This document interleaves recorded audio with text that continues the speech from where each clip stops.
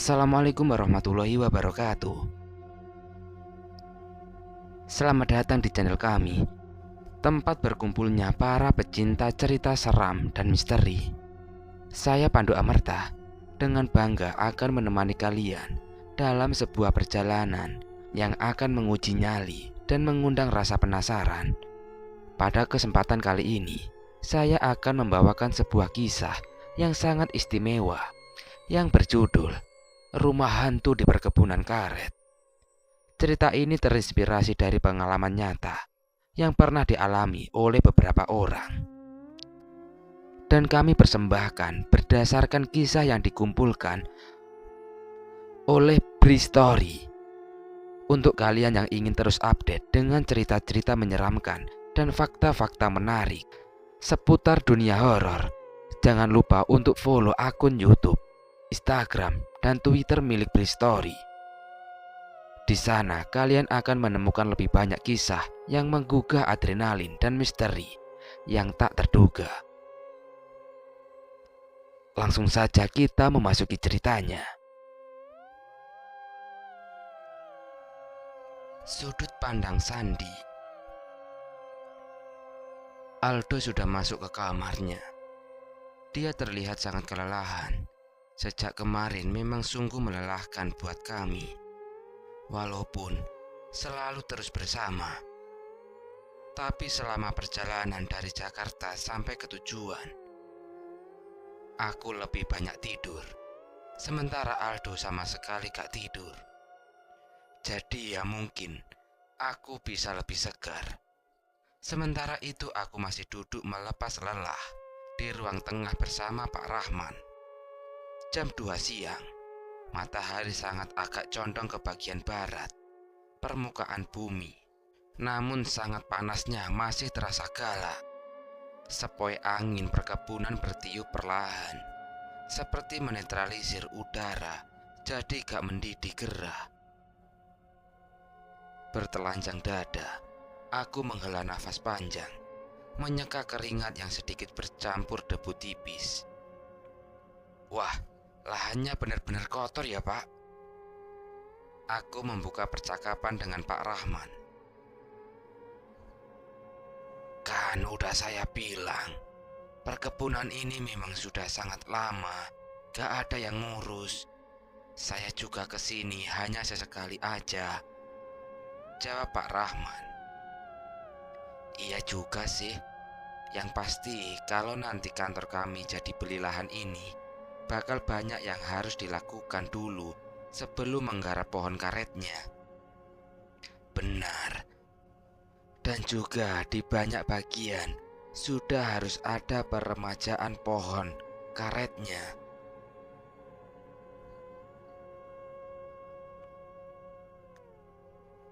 Benar yang dikatakan Pak Rahman. Setelah tadi kami melihat-lihat, berkeliling ke beberapa bagian lahan, aku berkesimpulan kalau perkebunan ini memang sudah lama gak terurus. Hampir seluruh sela-sela pepohonan tertutup rumput liar dan semak belukar. Sangat kotor, kata Pak Rahman juga. Kami tadi hanya berkeliling gak sampai seperempat dari luas lahan keseluruhan. Masih banyak yang gak sempat kami kunjungi, tapi kurang lebih keadaannya sama. Tapi tadi aku sempat berdiskusi sedikit dengan Aldo. Berdasarkan hasil analisa dari sekilas survei yang kami lakukan, sebenarnya perkebunan ini sangat layak untuk dijadikan investasi perkebunan. Tanahnya sangat subur. Pengairannya tercukupi dari sungai besar yang ada di belakang. Intinya, aku dan Aldo akan memberikan laporan yang bagus. Itu penilaian kami secara profesional pekerjaan. Tapi kami punya kejanggalan. Ganjalan yang sangat gak bisa dibuktikan di atas kertas.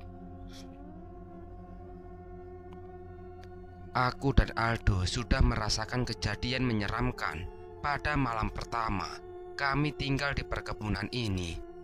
Di di rumah perkebunan karet. Peristiwa yang gak pernah kami duga sebelumnya dan gak akan pernah kami lupakan. Sungguh mengerikan. Hal ini tentu saja akan sulit buat kami untuk memberi penjelasan ke manajemen nantinya. Entah apa yang akan kami tulis di laporan kerja. Perkebunan ini jauh dari pemukiman. Desa terdekat jaraknya kira-kira 1 jam perjalanan. Cukup terpencil, dikelilingi hutan rindang dengan pohon-pohon besar sebagai isinya. Dengan gambaran seperti itu, sangat bisa dibayangkan suasananya. Perkebunan karet yang sepi. Kami merasa sepertinya perkebunan ini hidup, memperhatikan, berbicara dengan bahasa seram, kadang mentertawai, kadang murka, memuntahkan kemarahan. Mungkin berikutnya akan ada tangisan.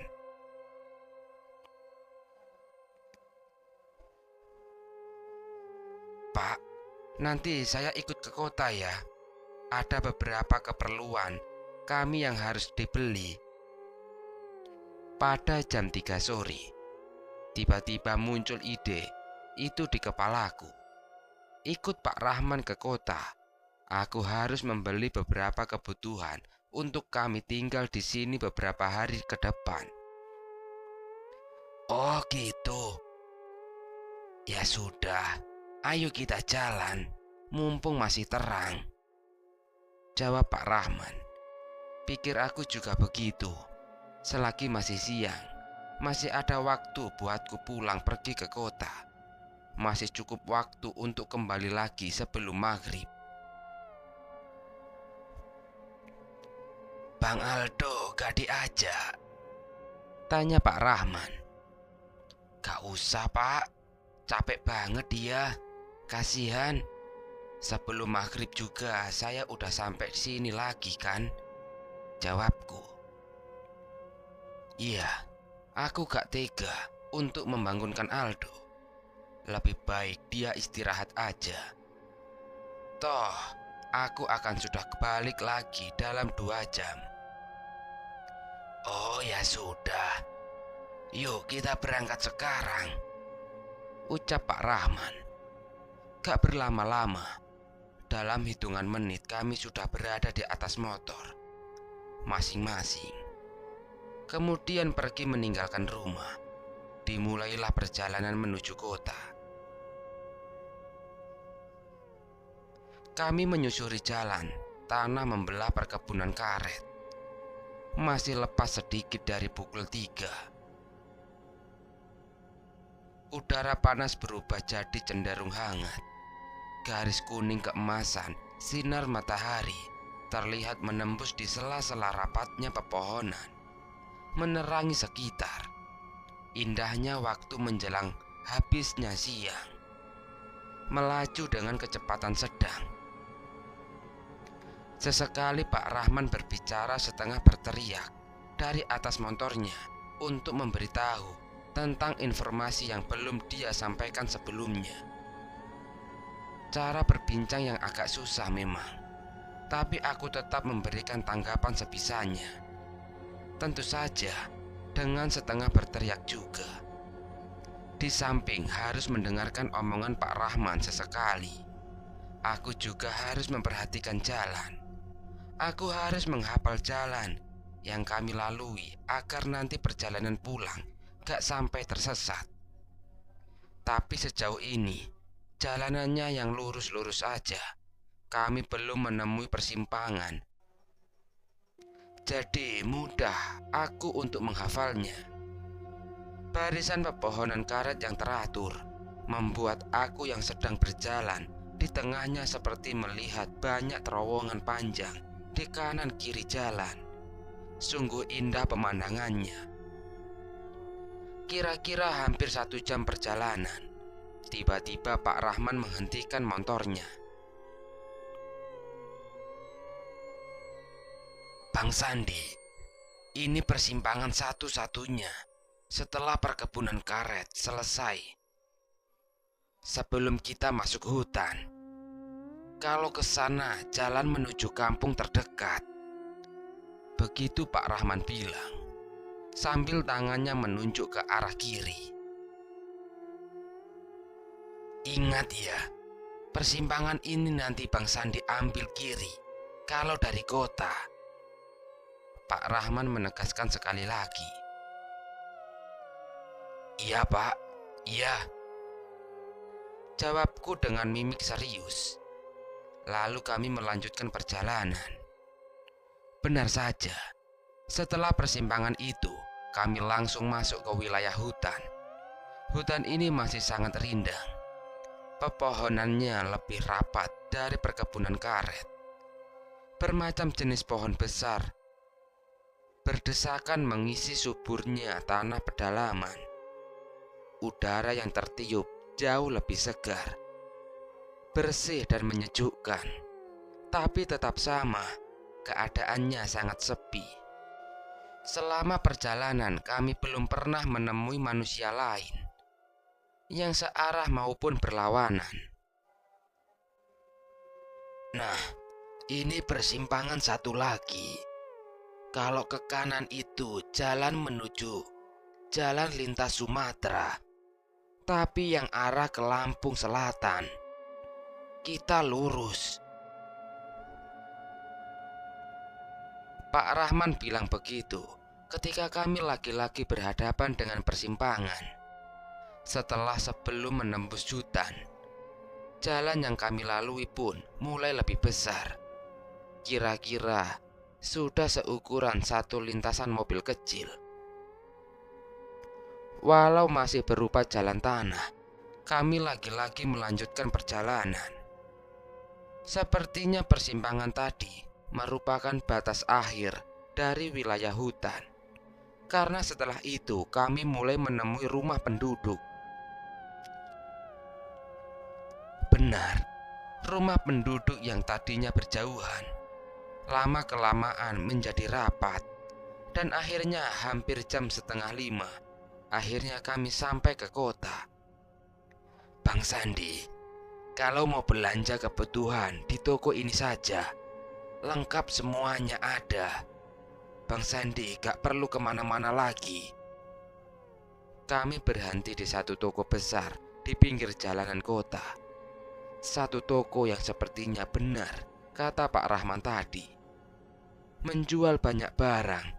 Terlihat dari depan tokonya memang begitu. Jangan lama-lama ya bang, takut keburu gelap. Jalan balik masih hafal kan? Tanya Pak Rahman lagi. Iya, masih hafal pak. Gampang kok, jawabku. Hati-hati ya, kalau nyasar atau lupa jalan, balik lagi aja ke rumah saya. Iya pak, iya, makasih ya. Setelah itu Pak Rahman melanjutkan perjalanan ke rumahnya, yang beliau bilang hanya tinggal beberapa menit lagi untuk sampai. Seorang bapak berumur sekitar 50 tahun menyambutku dengan ramah ketika aku masuk ke dalam toko. Mau cari apa dek? Tanya si bapak dengan senyum mengembang di wajah. Aku lalu membalas senyuman dengan menyapa dengan ramah juga. Kemudian menyebutkan beberapa barang yang aku dan Aldo butuhkan. Gak lama, hanya beberapa belas menit saja, akhirnya barang-barang yang mau beli sudah tersedia, tinggal aku bayar. Sepertinya adik ini bukan dari sini ya. Dari luar kota tampaknya. Dari mana dek? Akhirnya bapak pemilik toko menanyakan pertanyaan yang sepertinya sudah sejak tadi dia sudah ingin menanyakan. Oh iya pak, saya dari Jakarta, jawabku pendek. Nah kan, saya benar. Ada keperluan apa ke sini? Tanya bapak itu lagi. Saya dan teman saya sedang survei lokasi, Pak. Ditugaskan oleh perusahaan tempat kami bekerja. Oh, begitu. Survei di mana? Di perkebunan karet yang di belakang itu loh, Pak. Perkebunan karet yang di belakang hutan itu? Bapak itu bertanya lagi. Kali ini dengan mimik berbeda. Ada ketegangan di wajahnya. Benar, Pak.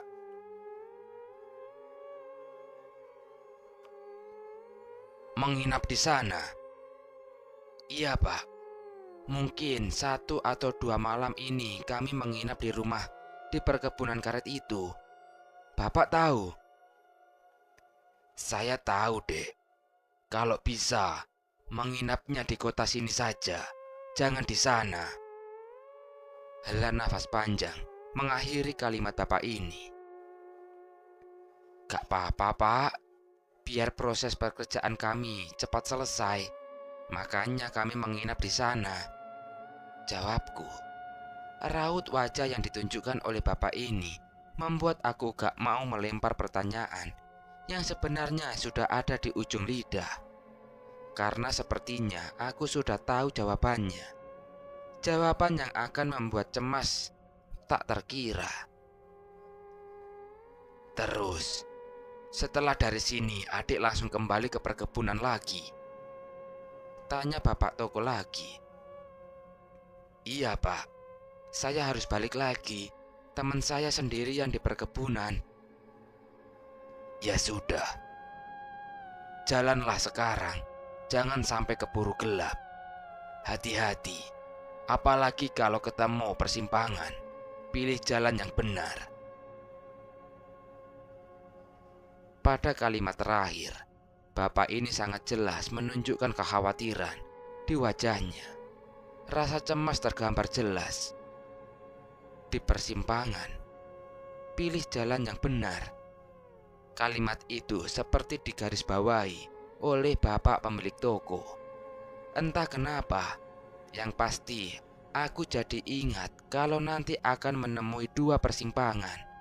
Yang pertama ambil jalan lurus, dan yang kedua ambil jalan ke kiri. Sudah, seharusnya sih gak nyasar.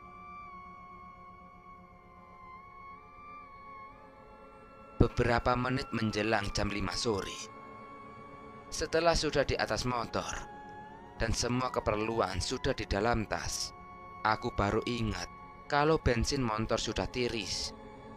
Harus aku isi lagi supaya gak kehabisan bahan bakar di tengah perjalanan nanti. Setelah diberitahu bapak toko di mana letak penjual bensin, aku langsung tancap gas.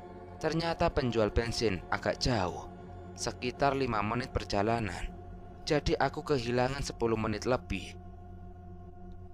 Setelah isi bensin, aku langsung menuju jalan masuk ke hutan, ke perkebunan karet.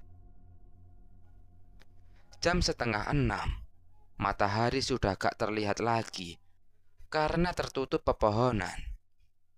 Hanya tinggal menyisakan sinar redupnya di senja ini. Sudah beberapa ratus meter di dalam hutan, sudah juga melewati persimpangan pertama. Di saat inilah akhirnya mulai timbul penyesalan. Kenapa harus pergi ke kota? Perkiraan meleset. Yang tadinya aku pikir sebelum jam 6 sudah sampai rumah, ini sudah hampir jam 6 masih baru dimulai perjalanan. Kupacu motor dengan kecepatan agak tinggi, menyusuri jalan hutan yang sudah mulai gelap.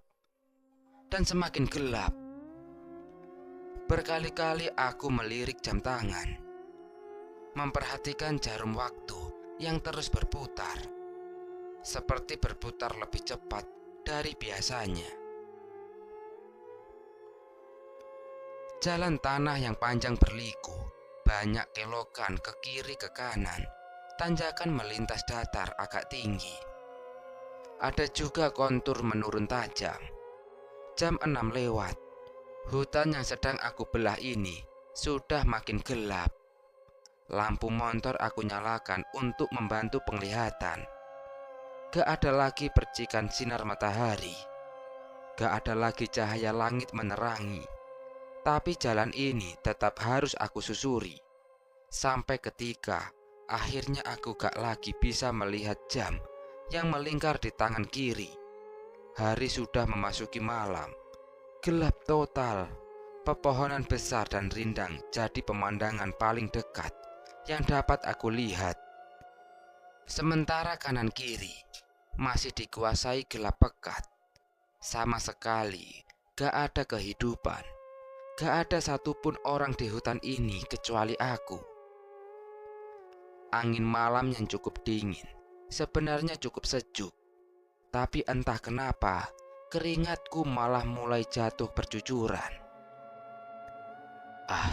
Akhirnya ketemu juga persimpangan ini, ucapku dalam hati. Iya, akhirnya aku sampai juga di persimpangan yang sudah dekat ke perkebunan karet. Aku masih ingat kalau harus mengambil jalan yang ke kiri. Kalau ke kanan, aku menuju kampung terdekat. Begitu kata Pak Rahman tadi. Ya sudah, tanpa ragu aku lalu berbelok ke kiri. Seharusnya beberapa menit kemudian aku akan masuk ke perkebunan karet. Seharusnya begitu.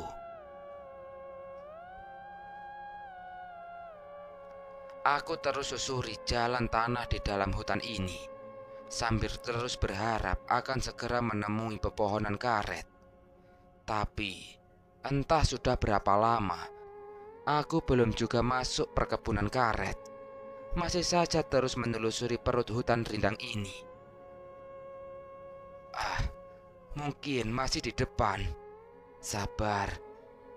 Begitu ucapku dalam hati, sambil terus memacu motor dengan cepat. Terus dan terus. Aku belum juga masuk perkebunan karet. Tuhan, kok lama sekali? Nyasarkah aku ini? Aku mulai ragu. Gak ada pilihan lain. Aku memutuskan untuk terus jalan. Terus menyusuri jalan setapak ini. Kalaupun nyasar, aku yakin kalau jalan ini pasti akan berujung di pemukiman penduduk. Aku yakin itu. Tapi keyakinan mulai goyah ketika sepertinya sudah hampir 1 jam belum juga menemui pepohonan karet. Masa sih nyasar? Kalau memang nyasar, aku salah jalan di mana? Perasaan dari tadi gak ketemu persimpangan lagi. Hanya 1 jalan aja yang ada. Banyak pertanyaan yang ada di kepala. Tentu saja aku belum menemukan semua jawabannya. Entahlah. Perlahan aku menginjak rem. Lalu motor jadi melambat. Sampai akhirnya benar-benar berhenti. Aku menghentikan motor ketika tiba-tiba di hadapan ada pemandangan yang membuat terheran-heran. Pekatnya gelap malam membuat aku keheranan ketika samar di beberapa belas meter depan aku melihat ada jembatan kecil. Iya, aku melihat ada jembatan. Padahal ketika berangkat tadi sama sekali gak pernah lewat atau melihat ada jembatan. Kok kali ini ada jembatan? Kembali aku menjalankan motor. Coba lebih mendekat lagi. Benar, itu memang jembatan. Jembatan kayu yang disusun sederhana.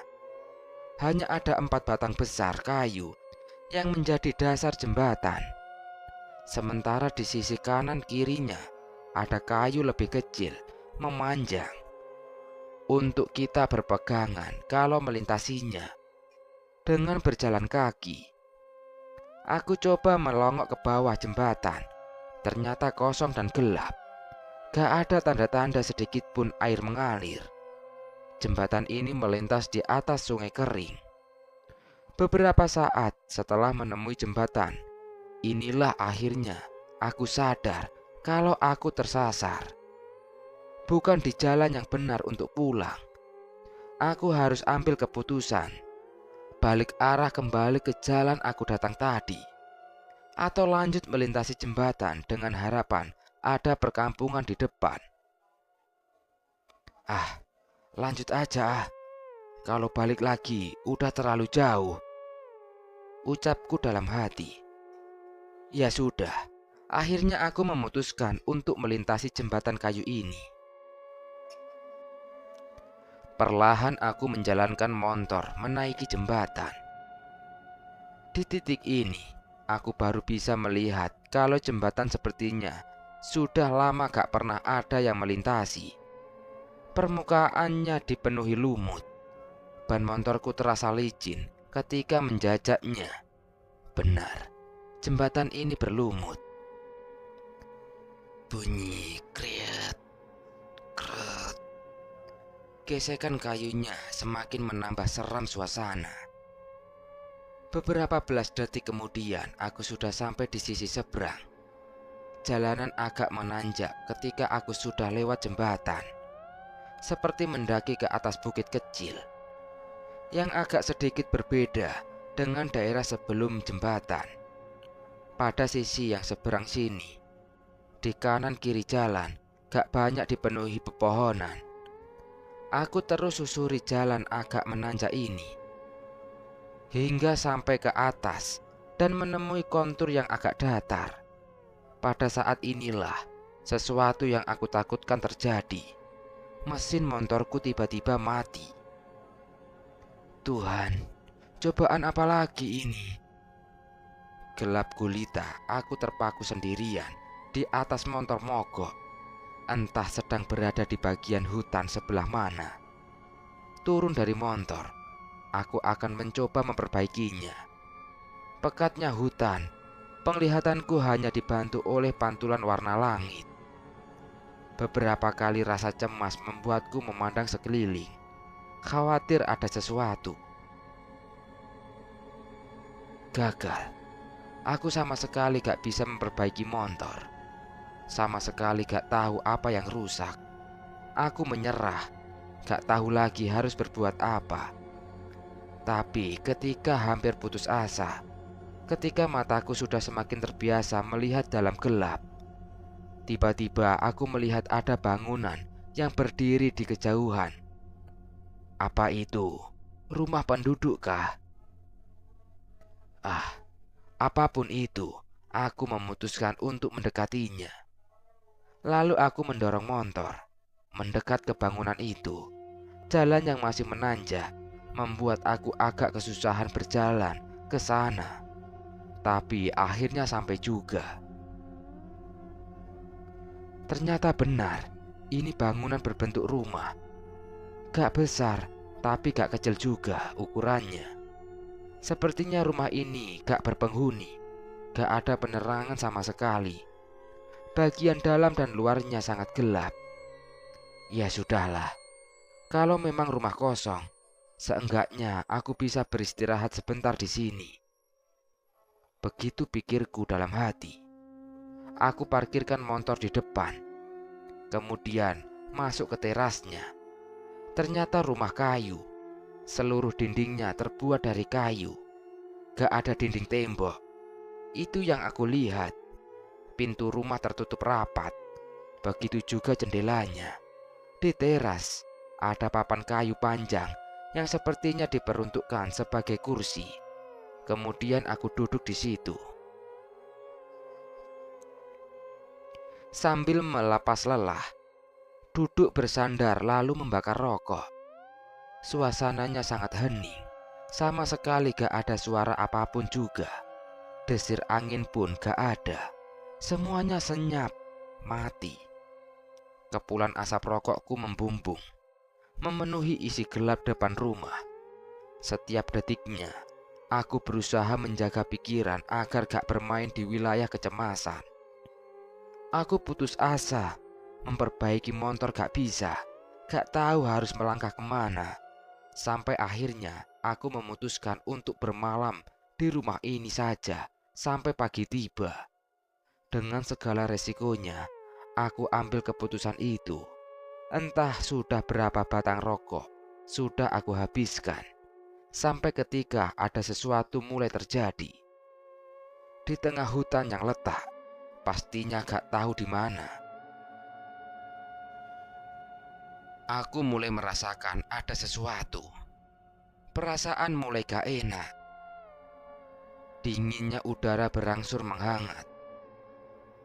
Udara yang tadinya gak bergerak sama sekali, perlahan menghembuskan angin.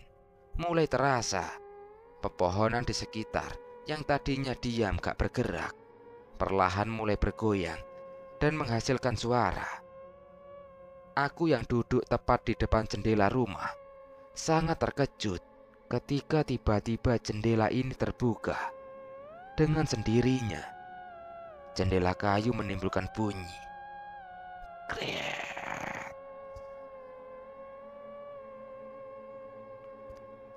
Aku langsung berdiri, lalu memperhatikan jendela itu. Ah, pasti angin yang membukanya. Pasti angin. Ucapku membesarkan hati.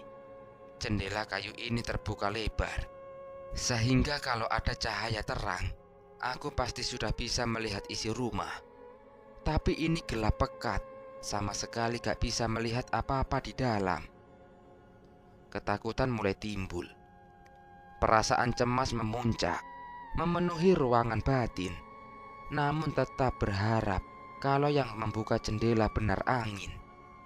Terus berdiri aku menatap jendela sampai ada kejadian berikutnya. Kriat. Ada suara lagi, tapi kali ini bukan suara jendela, karena jendela gak bergerak sama sekali. Lalu suara apa? Kemudian aku melirik ke kiri, letak di mana pintu rumah berada. Kreket. Sekali lagi muncul suara itu. Ternyata itu suara pintu terbuka. Suara pintu kayu yang bergeser terbuka. Dengan sendirinya, pintu rumah terbuka lebar. Aku masih diam, menatap. Lalu tiba-tiba muncul suara itu. Terdengar cukup jelas. Sepertinya sumber suara gak terlalu jauh. Kedengaran lagi. Aku lalu melirik ke arah pintu yang sudah dalam keadaan terbuka lebar itu. Pekat gelap yang terlihat. Gak ada apa-apa. Muncul lagi. Di suara yang ketiga kalinya, inilah aku dapat melihat sumber suara misterius itu. Di pintu terbuka itu, aku melihat sosok seram yang sedang berdiri. Ada pocong berdiri di pintu. Pocong berbalut kafan putih kusam dengan ikatan di beberapa bagian tubuhnya. Rokok yang sedang kuhisap di mulut terjatuh seketika. Aku shock. Aku melihat pocong berdiri di pintu. Jarak kami sangat dekat, cukup dekat buat aku untuk melihat wajahnya yang hitam legam. Aku melangkah mundur, perlahan menjauhi pintu, menjauhi teras, kemudian berlari menjauh rumah. Motor aku tinggalkan. Aku panik. Setelah beberapa belas meter dari rumah, aku melirik ke belakang, melirik ke rumah itu lagi. Tahu apa yang aku lihat? Ternyata pocong bergerak juga. Pocong itu bergerak mengikuti di belakangku. Semakin panik. Aku terus berlari gak tentu arah, menangis ketakutan. Kali ini gak berani melihat ke belakang. Krek, krek, krek. Suara itu muncul lagi, sangat jelas dan keras. Panik. Aku semakin cepat berlari, terus berlari sampai akhirnya kaki terantuk sesuatu. Kemudian aku terjatuh, terguling-guling di atas tanah. Setelahnya, aku merasakan kalau kaki sangat sakit dan gak bisa digerakkan sama sekali. Aku gak bisa berlari lagi. Meringis ketakutan dan kesakitan. Aku melihat ke belakang. ke arah rumah tadi. Syukurlah, aku gak melihat ada pocong itu lagi. Tapi ketenangan hanya sementara. Ternyata ada sosok lain yang datang berjalan dari kejauhan. Aku melihat ada 3 sosok tinggi besar berbentuk bayangan hitam, seperti siluet. Mereka terus berjalan melayang mendekatiku. Mereka semakin dekat dan semakin mendekat lagi. Sementara aku gak bisa bergerak sama sekali. Seharusnya jarak yang semakin dekat, mereka bisa terlihat semakin jelas. Tapi ini gak seperti itu. Mereka terus terlihat hanya bayangan gelap saja.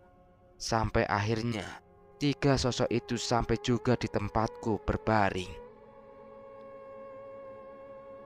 Sangat ketakutan. Aku hanya bisa memperhatikan kalau sosok tinggi besar ini berdiri mengelilingi. Aku menangis ketakutan, berdoa sekuatnya, meminta pertolongannya. Gelap. Semuanya gelap. 3 sosok menyeramkan itu akhirnya seperti mencoba untuk membopongku. Aku berada di puncak ketakutan. Gelap, pekat. Setelah itu, aku gak ingat apa-apa lagi. Keesokan harinya, aku tersadar ketika sudah ada Pak Rahman dan teman-temannya mengelilingiku.